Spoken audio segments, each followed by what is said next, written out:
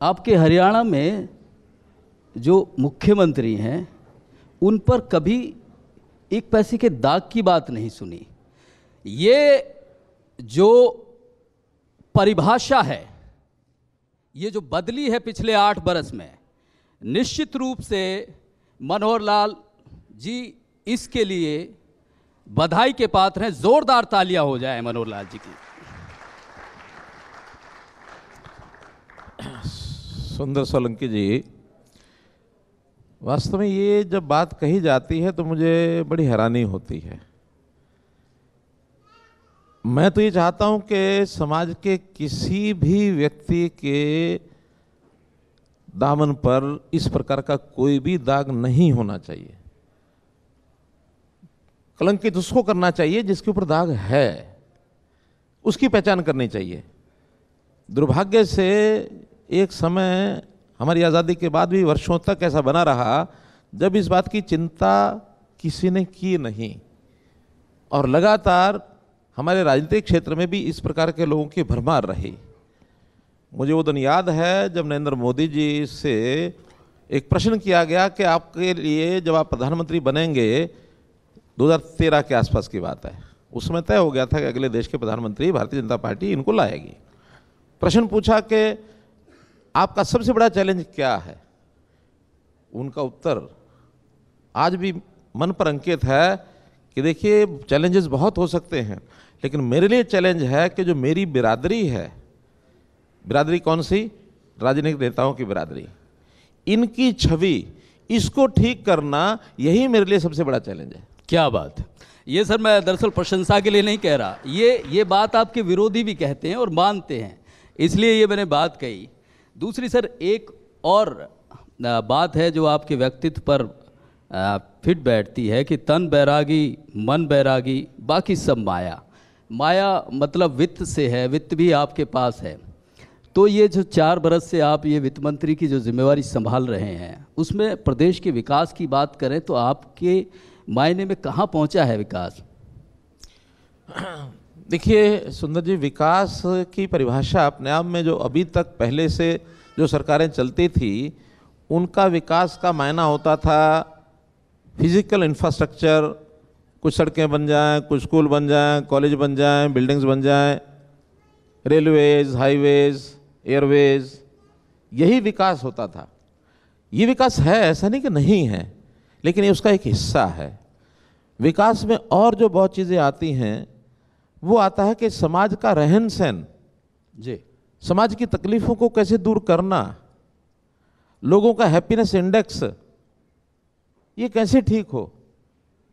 विकास में निर्माण की बात होती है तो निर्माण केवल भौतिक चीज़ों का निर्माण नहीं, मनुष्य निर्माण, ये भी विकास की एक कड़ी में बहुत बड़ा महत्वपूर्ण काम है।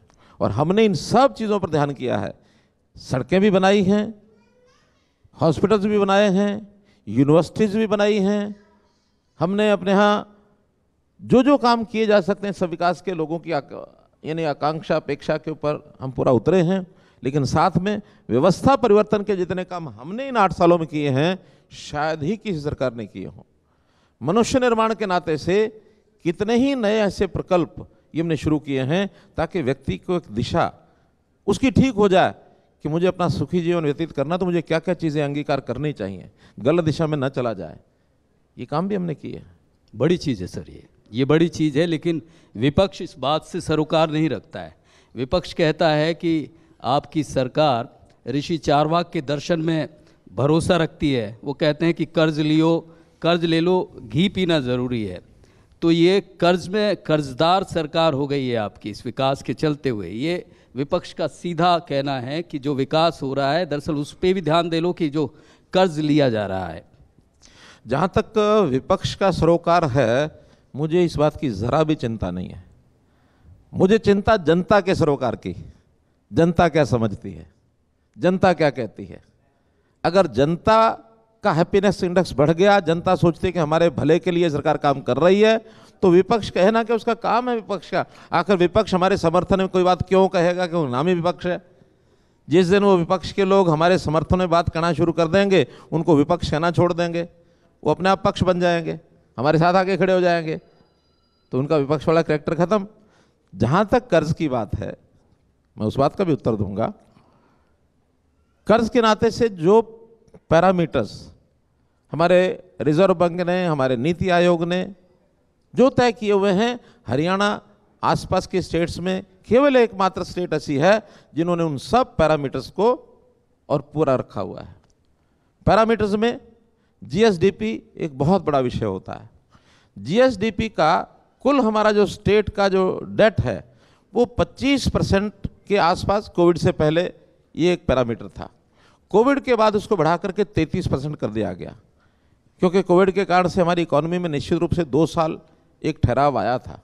उसके कारण से इस कर्ज को लेने की भूमिका, उसमें तो विपक्ष के लोगों के साथ भी मैं बैठता था कि कोविड है, हमारी इनकम कम हो गई है, खर्चे उतने के उतने, क्या करें। ये सब विपक्ष के लोगों ने उस समय सहमति दी कि नहीं, हमको कुछ कर्ज लेकर के और चीज़ों को अपनी गति में रखा जाए, पटरी से न उतर जाए कहीं हमारा सिस्टम। इनकी सहमति से हमने कर्ज लिए। खैर वो 2 साल का पीरियड हमारे लिए बहुत कठिन था। 33% का जो पैरामीटर है हम उस पर गए नहीं, पहुंचे नहीं। उस समय हम 24% थे, आज हम 25.5% पर हैं। हमने अपने पैरामीटर्स को बराबर रखा हुआ है। हर वर्ष कितना कर्ज वो होना चाहिए, एफआरबीएम की रेशो, एफआरबीएम की रेशो उसको 3.5% तय किया हुआ है रिजर्व बैंक ने। उसमें भी हम 3.13 यहीं तक गए, हम इससे ऊपर नहीं गए हैं। हमारे पड़ोस के प्रदेश उठा के देख लो, जहाँ तक जीएसडीपी का रेशो राजस्थान का है वो 28% है। कल तक पंजाब में भी कांग्रेस सरकार थी, आज वहाँ भी 46% उनकी जो है जीएसडीपी की रेशो ये कर्ज की हो गई है। अंतर इतना है पंजाब में और हरियाणा में। हम आज किसी को कहते हैं हमको लोन नहीं चाहिए, एजेंसीज कहते हैं नहीं लोन हमसे ले लो। हम कहते हैं किस रेट से देंगे, वो कहते हैं 7.5% पर दे देंगे, 7% पर दे देंगे। 7.5, 7, 7.5 30% पर हमको आज भी लोन मिलता है। लोग लाइन पर खड़े हैं कि हरियाणा को देना चाहिए, Haryana is a safe state. जबकि पंजाब के लोग आज ले लेना चाहें, पहली बात तो कोई देते नहीं, और कोई देता भी है तो उनको कहते हैं 10% लगेगा। अब ये हिसाब किताब लगा कर देख लो कि उनकी साख क्या बची, हमारी साख क्या है। लेकिन लोन इस सिस्टम में जो अर्थशास्त्री हैं, जो सिस्टम को चलाना जानते हैं, आप व्यापार में भी उद्योग में भी, लोन एक काम चलाने के सिस्टम की एक अनिवार्यता भी है। अगर हम इससे कम लोन लेंगे तो बहुत से लोग ऐसे आलोचक खड़े हो जाएंगे कि हरियाणा को पैसा मिल रहा था लोन पर, विकास के नाते से इन्होंने विकास नहीं किया और लोन नहीं लिया। हर रनिंग सिस्टम में loan is a part and parcel of economy और उसके अंतर्गत है। लेकिन विपक्ष ये कहता है, कहना चाहिए, विपक्ष कहेगा ही, लेकिन विपक्ष की बात पर कोई भरोसा करेगा तब ना। विपक्ष जितनी बातें अविश्वास की कह देंगे उतना हमको लाभ है। विपक्ष को कहते रहना चाहिए ऐसी बातें। अनर्गल प्रचार अगर विपक्ष करता रहेगा उसका हमको नुकसान नहीं, उसका लाभ है। चलिए, सीएम साहब ये पूरा भरोसा दिला रहे हैं आपको कि आप विकास की डगर पर हैं और कर्ज नाम की चीज़ ये केवल विकास का एक हिस्सा है, बाकी जो प्रचार है वो भ्रामक है और वो विपक्ष का है। एक सवाल और सर, क्योंकि जिस तरह की स्थिति बनी हुई है, हमारा प्रदेश जवान के नाम से और किसान के नाम से जाना जाता है। अभी देखिए कि किस तरह से मौसम की मार उन पर पड़ी है। अब बहुत सारी इस तरह की स्थिति बनी हुई है किसानों के मन में कि उनकी फसलों की कब तो गिरदावरी होगी, कब मुआवजा मिलेगा, कैसे मिलेगा, कितना मिलेगा। इसको लेकर पूरे प्रदेश की जनता को एक बार आश्वस्त कर दीजिए। देखिए, एक कष्टदायक कहानी बन गई है कि किसान का जो भी उसका धन है वो हमेशा खुली छत के नीचे होता है, आकाश के नीचे होता है, और उसकी संभावना कभी भी नुकसान होने की बनी रहती है। वर्षा आ जाए, ओलावृष्टि हो जाए, या कभी ये दोनों ना हो तो सूखा पड़ जाए, कोई भी प्रकार होता तो किसान का रिस्क बहुत ज़्यादा होता है। प्रधानमंत्री जी ने इसके लिए प्रधानमंत्री बीमा योजना, फसल बीमा योजना ये शुरू की, और उस समय लोगों ने इसकी आलोचना भी की कि ये क्या योजना शुरू कर दी है, सरकार को ही पैसा देना चाहिए। सरकार ने अपनी घोषणाएं बनाकर रखी। 2013 में इससे पहले सिर्फ 6,000 रुपये एकड़ मिलता था। 13 में इन्होंने घोषणा जरूर की थी 10,000 रुपये की, विनोद शर्मा जी गवाह होंगे उसके, गोहाना में घोषणा हुई थी। एक भी पैसा 10,000 रुपये के हिसाब से दिया नहीं था। हम 1 साल के बाद आए, हमने आते उसको 12,000 रुपये किया। और क्यों किया? दुर्भाग्य से पहला ही वर्ष 2015 में फरवरी के अंदर भयंकर ओलावृष्टि वर्षा जैसे इस बार हुई है, इस प्रकार की भयंकर वर्षा उस समय भी हुई थी। हमने उस समय वादा किया था कि 15 दिन के अंदर गिरदावरी होगी, मई के महीने में सबको कंपनसेशन मिल जाएगा। और हमने इतना कंपनसेशन उस समय पारदर्शी तरीके से सबका मूल्यांकन कराया और उस साल में 1300 करोड़ रुपया लगभग एक ही फसल का हमने कंपनसेशन दे दिया। और कांग्रेस का 10 साल उठा करके देख लें, 1000 करोड़ रुपया 10 साल में पूरे का पूरा कंपनसेशन सिर्फ 1000 करोड़ रुपया था। 10 साल का हमने एक सीजन में 1300 करोड़। बड़ी चीज। आज भी इस बार का अगर हम ये मुआवजा भी बाद में हिसाब लगाएंगे कितना देना कितना नहीं, अभी तक जितना कांग्रेस ने 10 साल में दिया उससे 10 गुना हम अभी तक दे चुके हैं। क्योंकि हम उस प्रकार का नहीं करते कि मूल्यांकन करने से पहले, गिरदावरी करने से पहले पटवारियों को बता दिया देखो भैया यहाँ इतना ही दिखाना, खराब 22 से ज़्यादा नहीं दिखाना। पहले तय करके भेजते थे, यहाँ से हम खुली छूट देते हैं नहीं, पहले किसान अपना मुआवजा वो एंटर करेगा क्षतिपूर्ति पोर्टल पे मेरा कितना नुकसान हुआ। इसके बाद तहसीलदार, पटवारी, फिर एसडीएम, डिप्टी कमिश्नर, ये सब उसको वेरीफाई करते हैं और बाद में उस किसान की फसल कितनी हुई, कितनी उसने मंडी में बेची, एक एक किसान का हमारे पास हिसाब होता है। और हम मेरी फसल मेरा ब्यौरा के माध्यम से फसल की उसकी बिक्री कराते हैं।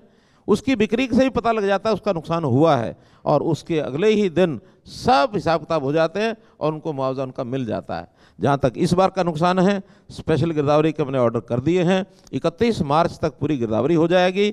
मेरी फसल मेरा ब्यौरा पर सब लोगों ने दर्ज किया हुआ है। क्षतिपूर्ति में किसान को 72 घंटे के अंदर अपना उस पोर्टल पर जा करके दर्ज करना होता है और उसके बाद जो उसकी जांच होनी होती है, मई के महीने में सबको पूरा पैसा जितना जिसका बनता है वो सबके घरों में पहुंच जाएगा और ऑनलाइन उसी पोर्टल के माध्यम से पहुंचेगा जिस पोर्टल के बारे में हमारे विपक्षी मित्र खिल्ली उड़ाते हैं। ये पोर्टल की सरकार है, पोर्टल की सरकार है। भूपेंद्र हुड्डा जी खुद कहते हैं कि मुझे इस उम्र में पोर्टल चलाना मुझे नहीं आता, ये हमारे किसान कहाँ से उस पोर्टल का इस्तेमाल कर पाए। देखिए आज टेक्नोलॉजी का ज़माना है और इस टेक्नोलॉजी के ज़माने में वैसे तो कहा जाए तो हर व्यक्ति को इस विधा का अभ्यास करना चाहिए। मैं भी आज, मेरी और हुड्डा जी की उम्र कोई बहुत अंतर नहीं है, 3-4 साल की उम्र है। मेरे पास नौजवान आते हैं कि हमको ये टेक्निकल चीज़ कंप्यूटर की फंस गई है, ज़रा बताओ। यहाँ जो नौजवान बैठे हैं, अगर एक्सेल की कोई बात इनको नहीं आती हो तो इस कार्यक्रम के बाद मेरे पास आ जाए, मैं बता दूंगा उनको क्या चीज़ है, कौन सा फार्मूला कैसे फिट करना है। तो सीखने की मंशा होती है, वो सीखता है। हाँ, नौजवान हैं हर परिवार में, वो भी सीखे हैं। और अब तो इतने आसान ऐप बन गए हैं, पोर्टल बन गए हैं कि आपके मोबाइल पर सिर्फ एक क्लिक करना है और एक जानकारी देनी है, उसके बाद अपने आप भर जाता है। गांव-गांव में सीएससी सेंटर्स, अटल सेवा केंद्र ये खुले हैं। कोई भी वहाँ जा करके अपनी जानकारी देता है और वहाँ उसको फ्री में, मुफ्त में, क्योंकि सारा खर्च जो इस प्रकार की जनता की एंट्रीज जो भरनी होती है उसमें हर एक जो सीएससी है उसका पैसा सरकार देती है, सरकार ने तय किया हुआ है। हर गांव आज इस चीज़ से, इस सुविधा से उपलब्ध है। ग्राम सचिवालय उसमें सीएससी खुले हुए हैं। लेकिन वो विपक्ष तो ये कहता है कि आप लोगों को चुन के भेज दिया, ये वेब पोर्टल से ही अगर हमें सब कुछ मिलना था तो आप लोगों को विधायक, मुख्यमंत्री, मंत्री इनकी आवश्यकता क्या थी? हम लोगों को तो बड़ी परेशानी होती है। ये विपक्ष सीधा कहता है कि पोर्टल से सरकार कहाँ, कैसी सरकार चला रहे हैं। इनको क्या ठीक लगता था? इनको ठीक लगता था कि हमारे घर में, हमारे ऑफिस में जनता आए, परेशान हो, हमारे सामने गिड़गिड़ करे, फिर हम 1 दिन के बाद, 2 दिन के बाद उसका कोई ना कोई काम करें, वो एहसान जताए, साहब आपने हमारा काम कर दिया। और काम करने की हालत ये होती थी कि जब हमने ऑनलाइन ट्रांसफ़र पॉलिसी नहीं बनाई थी, इसको पोर्टल के माध्यम से नहीं किया था, तो एक व्यक्ति 3 दिन तक रुककर अपने कुछ ना कुछ किसी एक साथ में एक एजेंट को भी, बिचौलिए को भी लेके आता था। अध्यापक आके ट्रांसफ़र कराता था, वो बड़ी खुश होता था, बड़ा के वाह थोड़े पैसे लग गए, कोई बात नहीं, लेकिन ट्रांसफ़र तो हो गया पंचायत स्थान पर। यहाँ से वो अपनी गाड़ी से या बस से घर पहुँचता था, 3 घंटे बाद वहाँ पहुँचता था। वहाँ जाते ही पता लगता था कि फ़ोन आ गया कि जो आप ट्रांसफ़र करा के आए थे वो कैंसिल हो गया। ये स्थितियाँ इनके समय थी। इन्होंने स्वयं कहा कि हम जब मुख्यमंत्री थे तो हमारे घर पर भीड़ लगी रहती थी, हमारे ऑफिस में 4थे फ्लोर के ऊपर इतनी जनता होती थी, पैर रखने की जगह नहीं होती थी, और ये मुख्यमंत्री है, इसके घर में तो कोई दिखता ही नहीं है। मेरी ये पीड़ा थी उस समय कि आखिर इतने सारे लोग, हजारों की संख्या में रोजाना हमारे सेक्रेटेरिएट में, हमारे ऑफिस में कोई काम नहीं करने देते, कुछ नहीं, क्यों भटकते हैं? उनकी कोई सुनने वाला नहीं है। हमने एक ही प्रयोग किया था, मुझे याद है कि 25 दिसंबर 2014 पहला जो सुशासन दिवस था उसमें सीएम विंडो शुरू की थी, और इस सीएम विंडो के ऊपर 13 लाख एप्लीकेशन इस समय तक आ चुकी है। 13 लाख।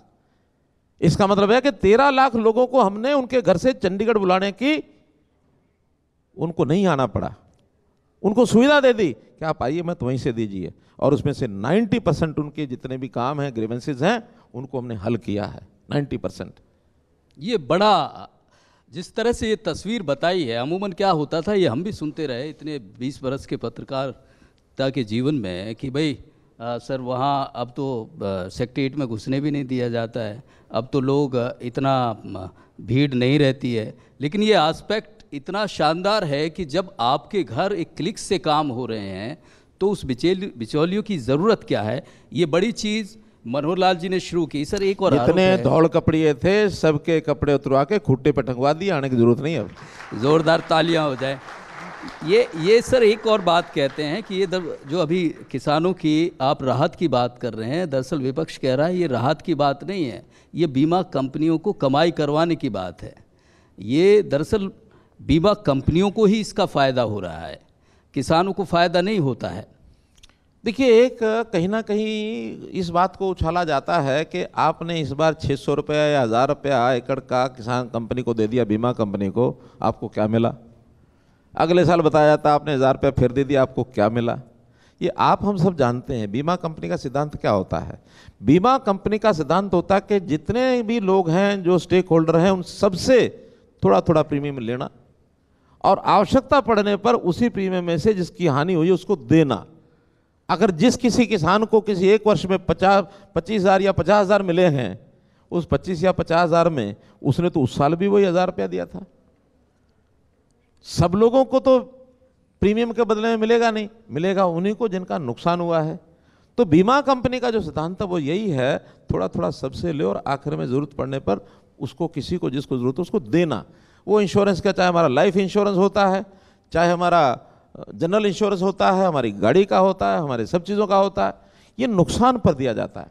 और जहाँ तक कुल प्रीमियम कितना दिया गया है, अभी इस पिछले 2021-22 में 1500 करोड़ रुपया कुल मिला करके यहाँ से प्रीमियम गया है हरियाणा के किसानों का, और 5400 करोड़ रुपया पिछले साल में ही किसानों को प्रीमियम का बीमा कंपनियों ने दिया है। अब जब आप कहेंगे कि इससे कंपनियां घाटे में चली जाएंगी, हम उसमें स्टेट गवर्नमेंट भी सपोर्ट करती है, सेंट्रल गवर्नमेंट भी सपोर्ट करती है। किसान का तो सिर्फ 25% पैसा इतना ही जाता है, 75% सरकारें करती हैं, केवल के किसान के ऊपर ज़्यादा वजन ना पड़े। लेकिन ओवरऑल जब हिसाब लगाते हैं तो बहुत कंपनियां ऐसी भी हैं पर्टिकुलर एरिया में, पर्टिकुलर स्टेट में घाटे में चली जाती हैं। और ये भी बात ठीक है कि जब वो घाटे में जाती हैं तो अगली बार प्रीमियम बढ़ा लेती हैं। आखिर जो कंपनी है बीमा कंपनी, वो कोई घाटा खाने के लिए नहीं है बैठी, वो भी हमारी सहायता करने के लिए, उसके यहाँ 10-20 हज़ार एम्प्लॉई होंगे, उनकी भी सैलरी जाएगी, उनके एडमिनिस्ट्रेटिव खर्चे होंगे, कुल मिलाकर उनको भी एक बिजनेस के नाते बिजनेस करना होता है। फायदा ये है कि जिसका लॉस नहीं होता उससे थोड़ा सा लिया, जिसका नुकसान होता है उसका पूरे नुकसान की भरपाई कर दी। बीमा कंपनी का सिस्टम है, वैसा सब बीमा कंपनियां करती हैं। और हमारे यहाँ हरियाणा में तो कभी भी कमी नहीं रही। फसल ज़्यादा होती है तो नुकसान भी ज़्यादा होता है, तो जो फसल ज़्यादा होती है नुकसान के नाते कभी भी वर्षा आ गई, ओले पड़ गए, कोई और नुकसान हो गया, उसका एक सिस्टम है वो देते हैं। जो लोग नहीं कराते हैं उसको सरकार, पहले हम 12,000 देते थे, अब उन्हें 15,000 रुपया कर दिया कि 15,000 रुपये एकड़ के हिसाब से उसको पैसा मिलेगा। ये बड़ी चीज़, ये बड़ा भरोसा इस मंच के ज़रिए मनोहर लाल जी ने दिया है कि किसान को कोई भी दिक्कत नहीं होगी। सर ये किसान की बात हो गई, जवान की बात कर लेते हैं। हमारा जवान, जो हमारा नौजवान है, ये कहते हैं कि अब सड़कों पे आ गया है। अभी पानीपत में एक परीक्षा हुई कलर की, तो उसमें 10,000 लोगों ने, केवल 5 कलर की भर्ती थी और उसमें 10,000 लोगों ने आवेदन किया। आप कह रहे हैं कि रोज़गार बहुत दिया है आप लोगों ने, लेकिन हालात ये हैं, और विपक्ष भी ये कह रहा है कि बेरोज़गारी की हालत ऐसी है कि नंबर 1 है प्रदेश बेरोज़गारी में। देखिए, आंकड़ों के विषय में आंकड़ों से उत्तर मिलना चाहिए जी। पहली बात तो यह है कि हमने इस 8 सालों में लगभग 30 लाख लोगों को रोज़गार के अवसर दिलाए हैं, लगभग 30 लाख। जहाँ तक सरकारी नौकरियां हैं, चाहे वो 2000 से लेकर 2004 तक ओम प्रकाश चौटाला की सरकार रही हो, चाहे 2004-05 से लेकर के 2014 तक 10 साल भूपेंद्र सिंह हुड्डा की सरकार रही हो, पर ईयर एवरेज वो इस 8 साल की ज़्यादा है। हुड्डा साहब के 10 साल के अंदर लगभग मुझे लगता है कि 80,000 के आसपास नौकरियां मिली हैं। हमारे 8 साल में इस समय तक 1,01,000 नौकरियां हो गई हैं। 12,000 नौकरियां पर साल। उनके यहाँ 8,000 नौकरियां पर साल। हम 1.5 गुना नौकरियां उनसे दे रहे हैं, सरकारी नौकरी। लेकिन सरकारी नौकरी की अपेक्षा सबको होती है, दी नहीं जा सकती सबको। मात्र 1 साल में आज भी 15,000 से ज़्यादा सरकारी नौकरियां नहीं निकलती हैं। कितने लोग नौकरी के लिए या व्यवसाय के लिए, रोजगार के लिए खाली होते हैं? साल में इस समय लगभग 5 लाख लोगों का जन्म होता है। नौकरी प्राप्त करने के लिए जब लोग पढ़ाई लिखाई करके उस योग्य बन जाते हैं तो वो भी 4 लाख हो जाते हैं। 4 लाख में से आधे ऐसे हैं जो अपने पैतृक कामों में कहीं ना कहीं लगते हैं। सबके अपने हैं, व्यवसाय के हिसाब से, दुकान के हिसाब से, खेती के हिसाब से, सब। आधे ऐसे हैं 2 लाख लोगों को नया रोजगार चाहिए। अभी 2 लाख लोगों को हर साल सरकारी नौकरी मिलेगी नहीं। इनको कहीं ना कहीं या तो प्राइवेट नौकरी या सेल्फ एम्प्लॉयमेंट या थोड़े बहुत लोग ऐसे काम करके दूसरे प्रदेशों में, विदेश में वो जाने के लिए तैयार हो जाते हैं। इसका सारे काम प्रबंध कर रहे हैं। इसके लिए सबसे पहली आवश्यकता होती है शिक्षा और स्किलिंग। हम शिक्षा में भी पूरे पर्याप्त, हमारे हायर एजुकेशन के पूरे साधन हैं। स्किलिंग में भी Haryana is the only state जहां हमने स्किलिंग की एक यूनिवर्सिटी बनाई है। एक यूनिवर्सिटी से पहले गुजरात में किसी एक लेवल की थी, लेकिन हमने उससे भी बड़ी बनाई है। और जितना हमारा इंडस्ट्रियल औद्योगिक क्षेत्र है उनके साथ एमओयू करके उनकी आवश्यकता के हिसाब से उनके प्रेमिसेस में स्किलिंग देते हैं ताकि वो वहाँ की उनकी प्लेसमेंट हो सके। तो इस नाते से हम ये सारे काम कर रहे हैं। और हम तो यहाँ तक जो लोग रोजगार नहीं प्राप्त कर सके, सबको जैसे मैंने बताया मिलेगा नहीं, ग्रेजुएट्स पोस्ट ग्रेजुएट्स के लिए एक स्पेशल स्कीम निकाली जी, युवा सक्षम स्कीम। सक्षम स्कीम में आपको अनएम्प्लॉयमेंट का भत्ता 3,000 रुपया वो मिलेगा। साथ में 100 घंटे एक सप्ताह में यदि काम करेंगे, एक महीने में 100 घंटे काम करेंगे तो 6,000 रुपया उसका भी मिलेगा। यानी 9,000 रुपया, ताकि वो खाली बैठा है, उसकी जेब में कुछ पैसा चाहिए ताकि आगे अपने पढ़ाई में, ट्रेनिंग में या कहीं रोजगार लेने के लिए कुछ वो अपने तलाश ढूंढ सके, घर वालों के ऊपर बोझ ना बने, तो उसको 9,000 रुपया 100 घंटे काम के बदले दिया जाता है। इसी प्रकार ग्रेजुएट्स को दिया जाता है। 1 लाख से ऊपर लोगों को हम ये सुविधा दे चुके हैं। लेकिन विपक्ष ये कह रहा है कि दरअसल इतनी बेरोजगारी है कि युवा नशे की तरफ जा रहा है, नशे का शिकार हो रहा है। नहीं, पहली बात तो है कि रोजगार जितना एक परसेंटेज रहती है 5-6-7%, वो थ्रू आउट वर्ल्ड एक फिनोमेना है कि 5 से लेकर 7% बेरोजगारी अमेरिका में भी है।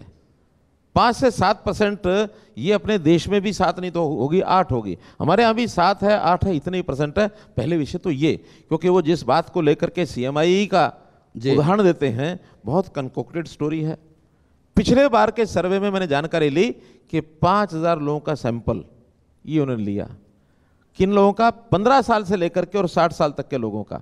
अब 15 साल से 18 साल के बच्चे वो नौकरी के लिए, व्यवसाय के लिए उनको छांटा जाएगा या उनको पढ़ाने के लिए आगे लाया जाएगा? बिल्कुल। तो इसलिए उनकी जितने भी ये सैंपल सर्वे हैं ये मिसलीडिंग है, और मिसलीडिंग करने के लिए उनका कुछ ना कुछ लाभ कराया भी जाता है। एक बड़ी प्रोफेशनल कंपनी है और बड़ी आर्थिक नाते से उसके अपने व्यवहार हैं।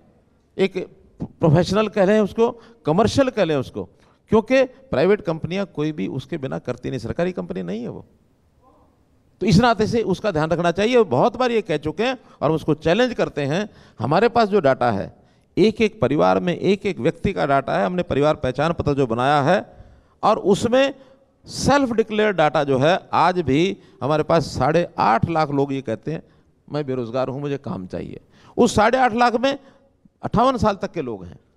अगर हम व्यवसाय के नाते, रोजगार के नाते देखते तो 18 साल से और 35 साल के आदमी की चिंता हमको करनी चाहिए, क्योंकि उस सब के ऊपर का व्यक्ति को नौकरी भी करना उसके लिए संभव नहीं है, कहीं और जाना भी संभव नहीं है। सेल्फ एम्प्लॉयमेंट में वो जा सकता है। इसलिए हमारे यहाँ नौकरियाँ हैं, यानी बेरोजगारी है वो 6 से 8% ये फ्लक्चुएट करती है। उनके कहने के हिसाब से ये 30% होगी, 35 होगी। जिस दिन 35% बेरोजगारियाँ हो जाएंगे उस दिन बहुत परेशानी हो जाएगी लोगों को। नहीं, आप ये बात ठीक कह रहे हैं, लेकिन इस बात से भी इनकार नहीं किया जा सकता सर। सिरसा की बात करें, मेवात की बात करें, लोगों में जो नशे का जो प्रभाव है वो बहुत ज़्यादा बढ़ रहा है और विपक्ष शायद उसी को बेरोजगारी से जोड़ रहा है। देखिए, कई कारण हो सकते हैं नशे के। बेरोजगारी ऐसा नहीं कि नहीं हो सकता, कोई एक बेरोजगार भी हो सकता है। 5-7% बेरोजगार हैं, उसको रोजगार समय से नहीं मिला तो शायद वो कहीं ना कहीं ऐसी गलत लत लेकर के चल सकता है। लेकिन ये एक सामाजिक समस्या है, खाली बेरोजगारी की नहीं है। सामाजिक समस्या में आज पंजाब बहुत बुरी हालत में है, तो पंजाब में क्या इतनी बेरोजगारी है? पंजाब में तो बेरोजगारी इस प्रकार के नहीं बताते ये सब लोग, यही कहते हैं नहीं पंजाब में नहीं है, फिर वो हमारे से ज़्यादा नशे वाला क्यों हो गया? और फिर ये सारी नशे वाली बेल्ट ये सिरसा से लेकर के और अम्बाला तक पंजाब के बॉर्डर के साथ साथ ये ज़्यादा क्यों है?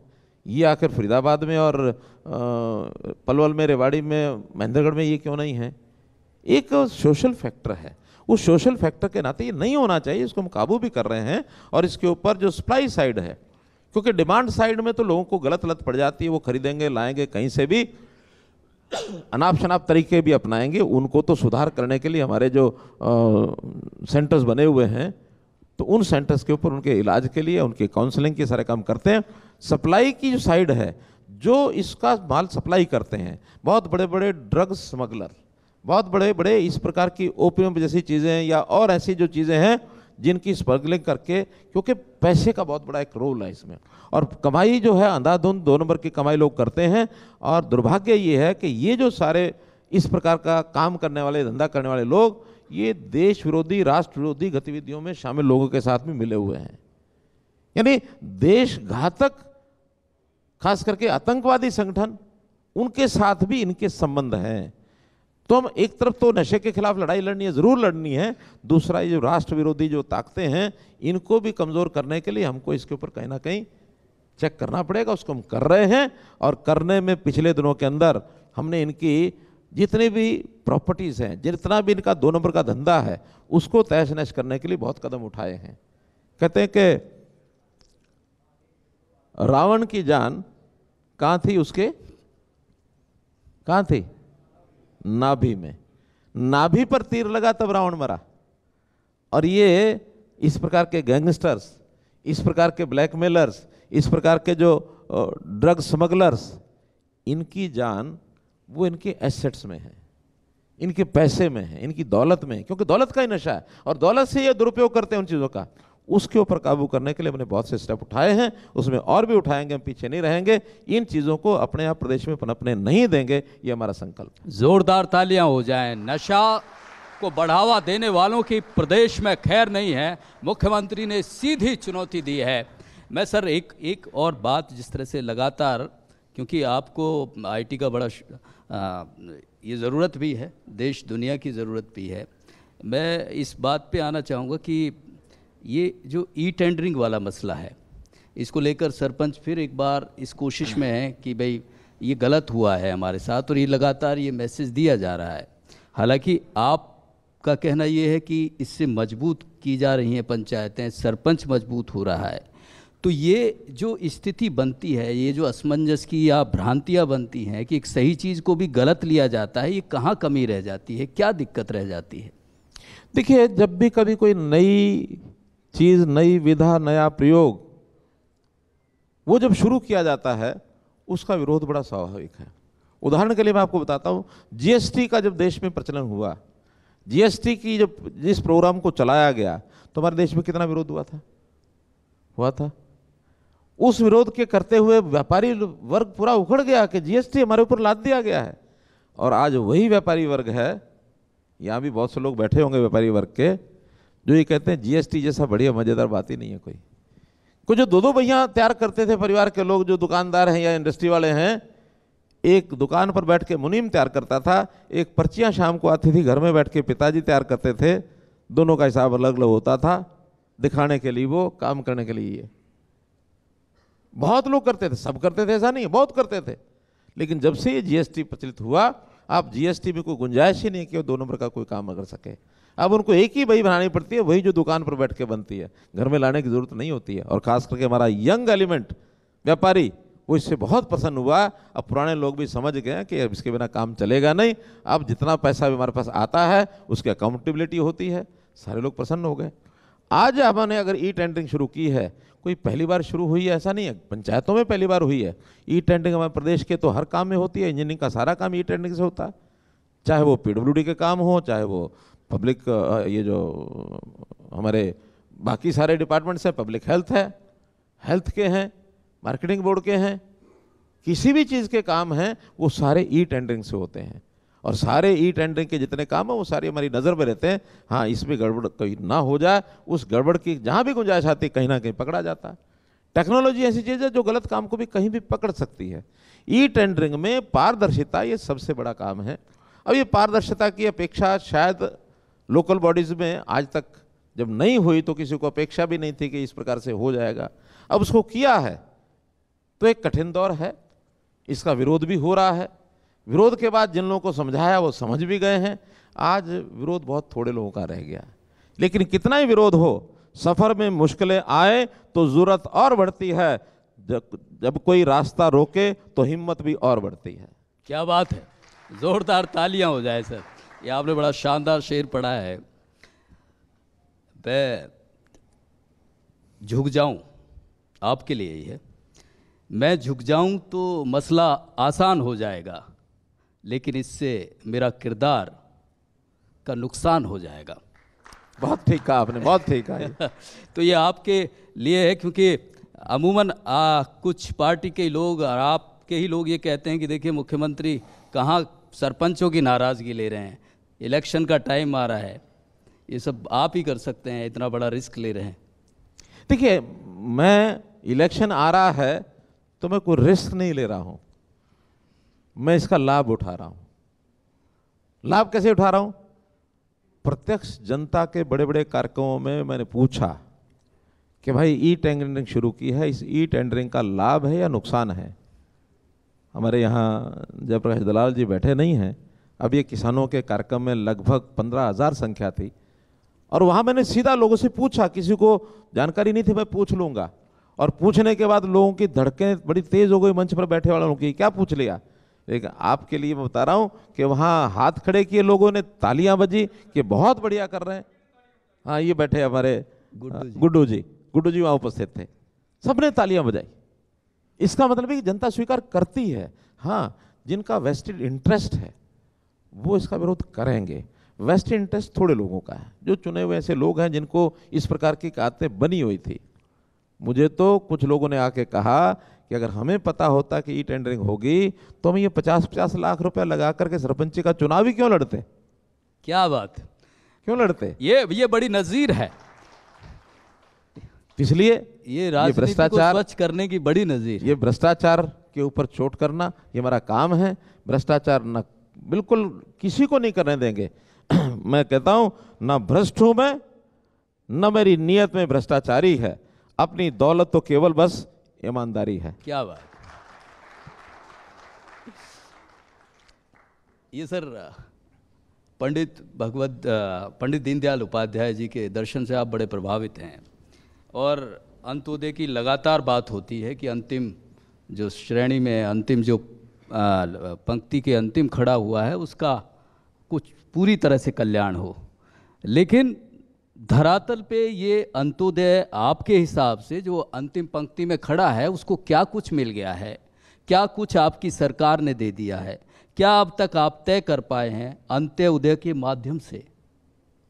देखिए, ऐसे अनुभव आ जाते हैं कि जो लोग 10-10 साल से 15-15 साल से किसी एक छोटे से काम के लिए चक्कर काटते रहे, दरखास्त लेके दफ्तर में जाते, दस्तावेज बनवाते, और उसके बाद भी उनको सरकार की वो छोटी सी सुविधा वो मिलती नहीं थी। पहले क्या सिस्टम था कि कोई भी योजनाएं वो बना दी गई और बना करके जनता के सामने परोस दी गई कि ये योजना है, जिसको लाभ उठाना उठाओ। फिर वो दौड़ते थे, सरकार के दरवाजे पहुंचते थे, ऑफिस में जाते थे। पहली बात तो कि जो बहुत ऐसा आदमी है पंक्ति में, अंतिम व्यक्ति जो खड़ा है, उसकी हिम्मत ही नहीं होती थी कि मैं जाकर के लाइन में भी लग जाऊं, क्योंकि ऐसा ही जो कमज़ोर आदमी है उसके मुंह में उस प्रकार की जबान भी नहीं है कि वो बोल सके, कुछ बता सके। ये बोलने बताने वाले भी जो लोग थे वो भी जो दबंगई करते थे वो ज़्यादा थे। कमज़ोर आदमी कहीं किसी कारण से कोई एक आदमी की सहायता लेके लाइन में खड़ा भी हो गया, खिड़की तक पहुंचते पहुंचते धक्का मार के बाहर करते थे। खिड़की का पहुंच गया तो सामने जो बैठा था वो कहते तुम्हारी ये कमी है, अगली बार गया एक और कमी है, तीसरी बार गया ये एक और कमी है। एक साथ उसे कमियां भी नहीं बताते थे। 2-3 बार ठीक करने के बाद आखिर चौथी बार वही कहता था कि भाड़ में जाए आपकी स्कीम, मैं तो अपना 2 रोटी सूखी खा लूंगा, अपना घर बैठा हूं। स्वाभिमानी व्यक्ति वो इन चीज़ों का लाभ नहीं उठा पाता था। हमने अंत्योदय के नाते से हर परिवार की पहचान की। परिवार पहचान पत्र में किस परिवार की आय क्या है, मासिक आय, हमने उसकी प्रॉपर्टी नहीं देखी है, क्योंकि हम नहीं चाहते किसी की प्रॉपर्टी ज़्यादा है तो अपनी रोटी खाने के लिए प्रॉपर्टी बेच के रोटी खाए। उसको अपना खर्च जो चलाना है दैनिक अपने परिवार का, अपने लिए, या मासिक खर्च टोटल, वो उसकी आय में से होना है। इस आय का वर्गीकरण हमने किया। 1 लाख वार्षिक आय तक के लगभग 7.5 लाख परिवार हैं हरियाणा में, टोटल 70 लाख परिवारों में से। इसी प्रकार 1,80,000 तक ये परिवार लगभग 30 लाख हो जाते हैं। इसी प्रकार 3 लाख तक ये परिवार लगभग 40 लाख हो जाते हैं। तो ये एक क्रम है। 3 लाख से ऊपर के वो 30 लाख और बचते हैं। अब हमको किसको क्या लाभ देना है, इसकी योजना अपने आप बैठ के बना लेते हैं। हमने योजना बनाई कि राशन कार्ड जो 1,80,000 तक लोग हैं, जो परिवार हैं, कितने परिवार ऐसे हैं जिनके राशन कार्ड नहीं बने हुए? 12.5 लाख परिवार थे। 12.5 लाख परिवारों को एक क्लिक से राशन कार्ड बना के दे दिया कि अगले महीने से जाकर राशन ले लो। 12.5 लाख बड़ी चीज है। नहीं, एक साथ जो और जोड़ूंगा जिसकी आलोचना लोग करेंगे, कर रहे हैं कि जी आपने कुछ कार्ड काट भी दिए। मैंने कहा काट दिए, क्योंकि उस परिवार पहचान पत्र में तो आंकड़ा वो भी आ गया कि जिनके राशन कार्ड बने हुए लेकिन 1,80,000 से ऊपर इनकम है, 8 लाख परिवार वो मिल गए। 3.5 लाख परिवार जो इनकम टैक्स रिटर्न भरते हैं वो राशन कार्ड ले रहे हैं। 80,000 परिवार जो सरकारी नौकरी में आ गए हैं। हो सकता है 2011 में जब ये SCCC data, socio economic caste census data जब बनाया गया, उस समय हो सकता है कि इनके परिवार में वैसी स्थिति रही हो। आखिर 11 साल हो गए, 11 साल में सरकारी नौकरी में जा ही सकते हैं। 80,000 लोग ऐसे मिले जो सरकारी नौकरी जाने के बाद भी जिन्होंने राशन कार्ड अपना पीले वाला कटाया नहीं। तो ये लोग भी ऐसे थे। इसी प्रकार के जिनकी परिवार की इनकम अच्छी हो गई, जमीन अच्छी है, कोई प्राइवेट नौकरी में चला गया है। 1,80 से नीचे के जो लोग नहीं थे, ऊपर थे, वो भी 8 लाख परिवार थे जिनके राशन कार्ड हमने काट दिए। लेकिन सर विपक्ष कहता है कि ये परिवार पहचान पत्र नहीं, परिवार परेशान पत्र है। इससे ऐसे बहुत से ऐसे डेटा हो गए हैं कि इनकी जो इनकम है वो एक की भी नहीं है तो उसकी 3 लाख दिखाई गई है, किसी की 8 साल के बच्चे की इनकम दिखाई गई है। ये जो त्रुटियां हैं इनको पहली बार जब भी कोई कार्यक्रम ऐसा चलाया जाता है तो स्वाभाविक है कि उसकी इस प्रकार की जो ग्लट्स होते हैं चीज़ों में, आखिर तो व्यक्तियों ने ही सिस्टम खड़े करने हैं, उन्होंने ही आंकलन करना है, शिकायतें आती हैं। इन सबके सारे सिस्टम को करने के बाद हमारे पास 2.5 लाख परिवारों की शिकायतें भी आई हैं। लेकिन उसमें भी 1-1.25 लाख परिवार ऐसा है जिनकी शिकायतें ठीक पाई गई, उनको दोबारा से हमने राशन कार्ड चालू करा दिया। बाकियों को ठीक नहीं पाई गई, उनको बाहर कर दिया। तो आखिर ये तो इतना बड़ा सिस्टम है। इस सिस्टम में स्वाभाविक रूप से कुछ ना कुछ कमियां, गलतियां रहना बहुत स्वाभाविक है। और उसके लिए हमने सभी प्रतिनिधियों को, जनप्रतिनिधियों को, जनता को, सबको कहा कि हमारा सिस्टम है, इसमें आकर के अपनी एंट्री करिए और आपने फ़ोन नंबर या अपना परिवार पहचान पत्र ये डालना है। आपकी शिकायत क्या है उसका एक बटन दबाना, बाकी काम 30 दिन के अंदर उसको ठीक करना ही हमारा काम है। ये बड़ी चीज़ है। 30 दिन के भीतर ये जो बड़ी समस्या थी इसका हल प्रदेशवासियों को मिल जाएगा। सर प्रदेश की बात हो गई, देश में एक बड़ा विषय चल रहा है। राहुल गांधी जी की जो सदस्यता है वो रद्द हो गई। वो कहते हैं कि सच बोलने की सज़ा मिल रही है मोदी राज में। अब मालूम नहीं क्या बोलने की सज़ा मिल रही है। बोला तो उन्होंने है, अब बोला किस ढंग से है, क्या बोला है, इसका मूल्यांकन सब लोगों ने किया है। आपने भी किया, हमने भी किया है। और अगर कोई मर्यादा तोड़ करके कोई सामाजिक अपराध, जो उन्होंने बोला वो सामाजिक अपराध कहता हूं मैं, सामाजिक अपराध अगर किया है तो इसका संज्ञान जनता भी लेगी और हमारे कोर्ट्स भी लेंगे। जनता ने कुछ नहीं किया है। जनता के पास तो केवल 5 साल में अवसर आता तभी लेते हैं संज्ञान, तब लेती है जनता। लेकिन कोर्ट्स तो कभी भी ले सकते हैं। कोर्ट्स ने संज्ञान लिया और अल्टीमेटली उनको दोषी पाया और दोषी पाने के बाद सज़ा सुनाई। और सज़ा सुनाने के बाद एक प्रक्रिया तो होती है, उस प्रक्रिया में जो उसका फॉल आउट है वो फॉल आउट हुआ। अब जो कोई इसमें जिसको हानि होती है उसको तो कुछ ना कुछ बहाने से कुछ ना कुछ बोलना ही है। तो वो सच बोले, झूठ बोले, गलत बोले, ठीक बोले, सच्चा बोले, झूठा बोले, अच्छा बोले, गंदा बोले, क्या बोले, ये जनता जानती है। क्या बात, जोरदार तालियां हो जाएं सर के लिए। बड़ी बेबाकी के साथ, चाहे प्रदेश के किसान हो चाहे जवान हो, और जो दूसरी समस्याएं लोगों की हैं, बड़ी बेबाकी और बड़ी ईमानदारी के साथ बताया कि उनका हल भी होगा और किसी को फिक्र करने की ज़रूरत नहीं है। For more such videos, subscribe to the NewsX YouTube channel, hit the bell icon.